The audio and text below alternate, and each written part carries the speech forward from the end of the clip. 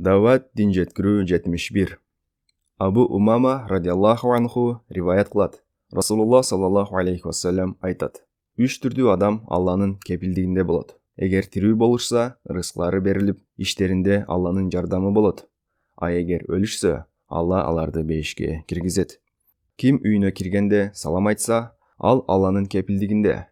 Ким мечитке барса, ал Алланын кепилдигинде. Ким Алла жолуна чыкса, ал Алланын кепилдигинде болот.